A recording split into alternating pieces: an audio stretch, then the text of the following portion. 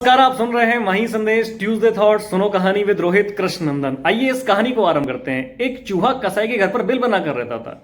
एक दिन चूहे ने देखा कि कसाई और कसाई की बीवी उसके लिए चूहेदानी लेकर आए हैं। अब चूहा तनावग्रस्त हो गया, क्या पता मैं इस चूहेदानी में फंस जाऊं और मारा जाऊं। यह सोचकर वह घर के पिछवाड़े पर रहने वाले कबूतर के पास गया। कबूतर से जाकर बोलता है कि आज मालिक चूहादानी लेकर आया है। अब कबूतर उसकी बात सुनकर हंसने लगा और बोला कि मैं कौन सा उस पिंजरे में फंसने वाला हूं, तुम जाओ यहां से। ऐसा कहकर उसने चूहे को वहां से भगा दिया। अब चूहा उसी घर में रहने वाले मुर्गे के पास गया। अब जैसे ही मुर्गे के पास जाकर उसने अपनी पीड़ा बताई तो मुर्गे ने भी उसको वहां से भगा दिया और बोला कि मुझे इससे कोई मतलब नहीं है।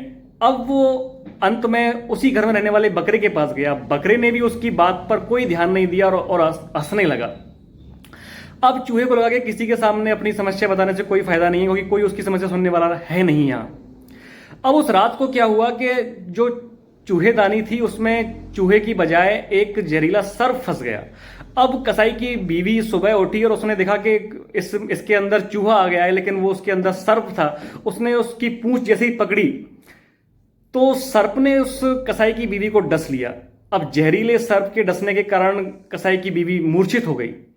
अब जैसे ही कसाई को पता चला कि उसकी बीवी को सर्प ने डस लिया है तो उसने पास में ही रहने वाले हकीम को बुलाया।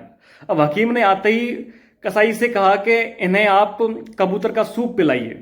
अब वो जो कबूतर जो चूहे की सहायता नहीं कर रहा था, अब पतीले में उबल रहा था। अब उसका हलचल जानने के लिए बहुत सारे सगे संबंधी आ गए, तो उनके लिए खाना बनाने की जरूरत हुई। तो उस कसाई ने उसी मुर्गे को काटा भोजन के लिए। अब वो मुर्गा भी वहां कट गया, अपनी उसने जान गंवा दी। और जब कसाई की पत्नी ठीक हुई तो सबको दावत देने के लिए जो घर के अंदर बकरा था उसी बकरे का भोज बनाया गया। और अंत में वो जो चूहा था वो वहां से बहुत दूर जा चुका था। दोस्तों, इस कहानी से भी हमें यह शिक्षा मिलती है कि यदि कोई हमारे पास सहायता मांगने आए तो यथासंभव हमें उसकी सहायता करनी चाहिए। यदि आप सोचिए कि समाज का एक अंग, समाज का एक तबका, समाज का एक नागरिक खतरे में है, तो समझिए कि पूरा देश और समाज खतरे में है। इसलिए सामाजिक बनिए, अपने दायित्वों का निर्वाह कीजिए और यथासंभव एक दूसरे की सहायता जरूर कीजिए। फिर मिलेंगे अगले मंगलवार एक नई कहानी के साथ। सुनते रहिए माही संदेश ट्यूसडे थॉट्स। सुनो कहानी विद रोहित कृष्णनंदन।